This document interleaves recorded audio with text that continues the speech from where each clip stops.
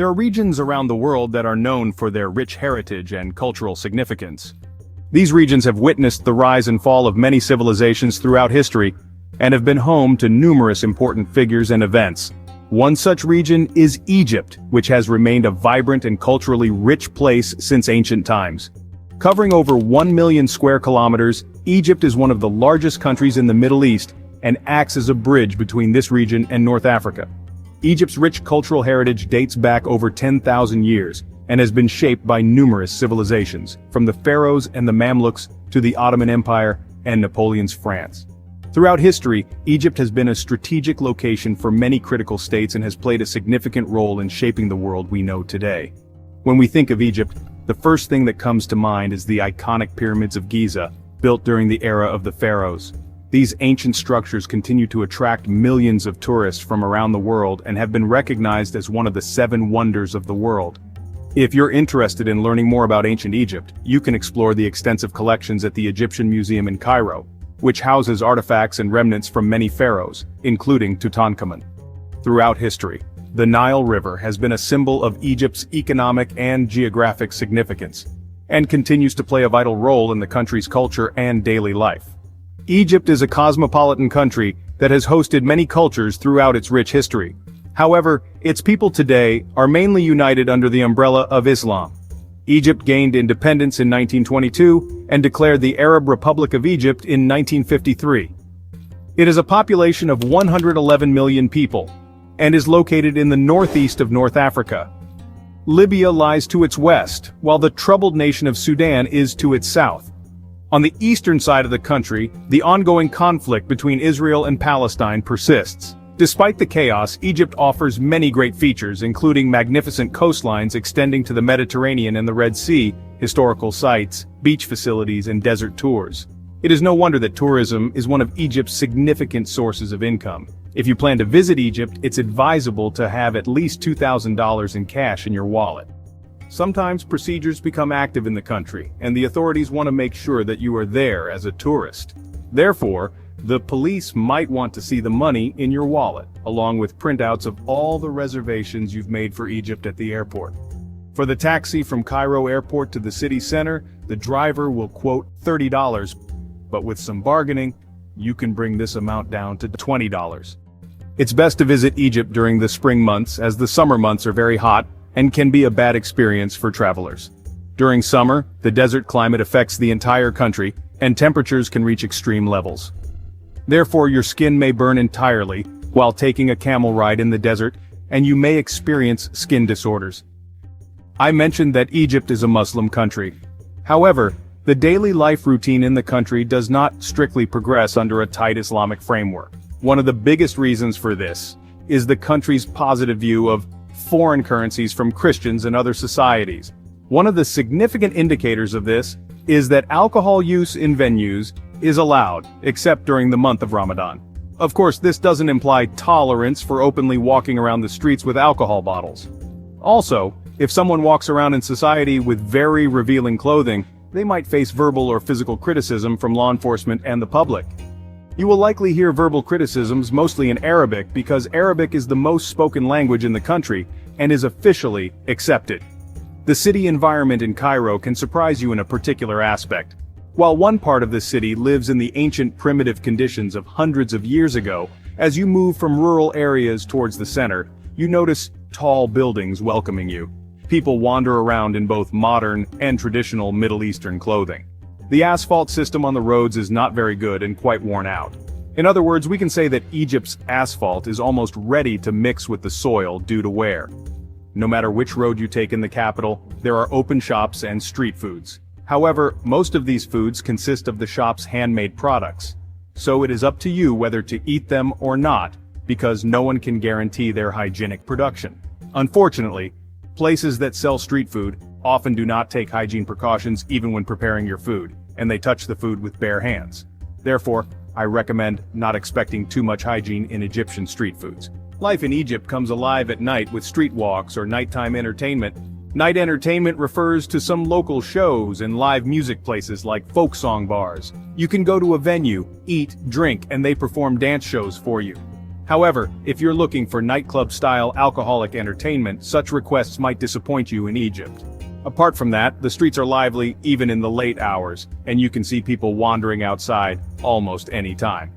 It's worth mentioning that in this country of 111 million people, more than half of the population is living at poverty levels.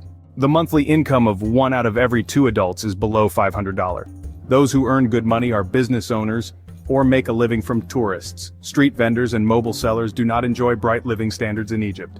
It should be noted that women in Egypt are also actively involved in the job market. For example, most of the workers you will see in public markets are women. They usually try to support their family economies by selling their produce on the streets. Of course, if you're going to Egypt for sightseeing, there are some points you need to be careful about. Egypt experienced an Arab Spring about 11 years ago, and the country has been subjected to many political upheavals since then. Chaos has not subsided for a long time. Despite this, the Egyptian state has had to keep tourism as one of the largest sectors in the country. Therefore, security measures are taken to ensure that people visiting Egypt feel safe. For example, it is not recommended for anyone to travel to Egypt alone without being part of a tour. When you join a tour program, you have dozens of people accompanying you, as well as your guide and police escorts. This way you are not exposed to fraud or any life-threatening situations. However, street vendors may approach you during visits to important temples, creating a chaotic atmosphere, especially if they see over $10 in your hand. Almost all of them will throw themselves in front of you to sell you something. It is also not appreciated to wear short shorts and sleeveless clothing when visiting temples. If you want to travel alone without depending on any agency in Egypt, your job becomes quite challenging. For example, if you have professional cameras on the streets of Egypt, you cannot shoot comfortably because they may think that you are there for different purposes, such as criticizing the government. Therefore, if they see the equipment in your bag, they may seriously suspect that you came to Egypt to make anti-government propaganda. This situation is not specific to indoor areas only.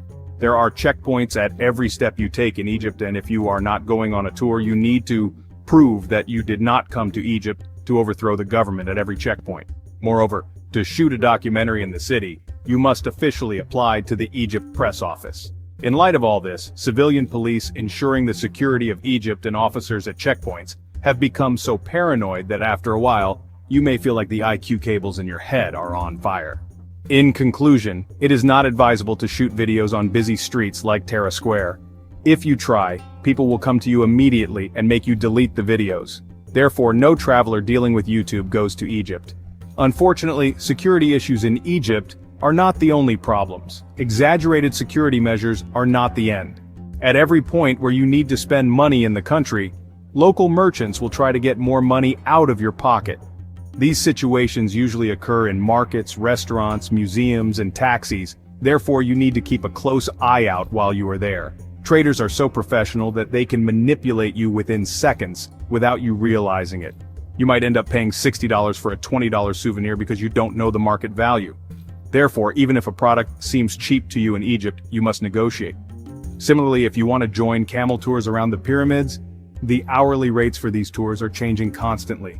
There is no fixed price. For example, if you paid $40 for an hour of camel tour an hour ago, this price can go up to $60 or drop to $20 an hour later. As a result, camel owners created a stock exchange based on the density of tourists during that time period. Is there anyone checking? Of course not. The lack of regulations in Egypt is not limited to this.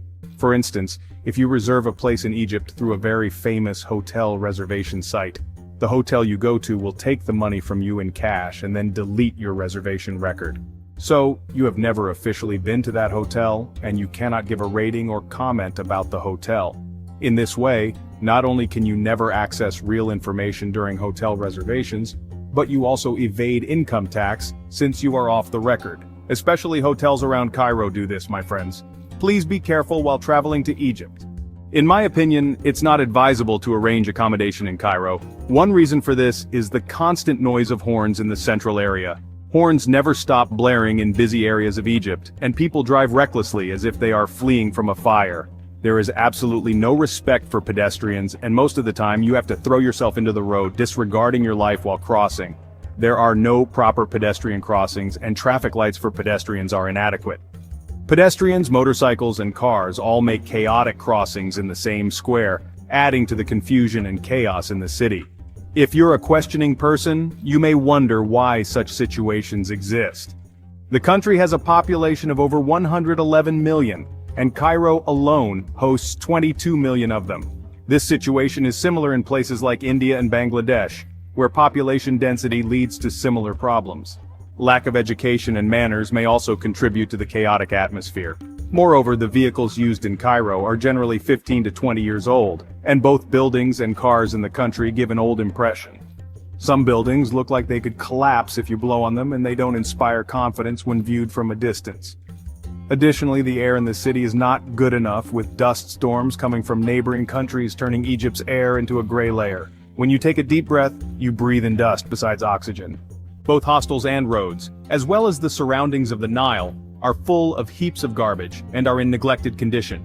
Therefore, Egypt is like the Middle Eastern version of South Asian countries in terms of the environment and urbanism.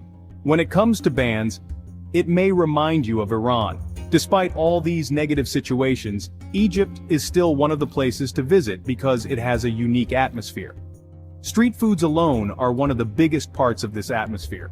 If you're going there with a sufficient budget, you can enjoy the cream of the country, experience its historical places, and return smoothly. Other than that, Egypt is a country that is not opened up enough to the outside, harbors many problems internally, and doesn't arouse excitement for a permanent life. If you enjoyed this journey through Egypt, please share your thoughts in the comments section. Hope to seeing you in the next one. Goodbye.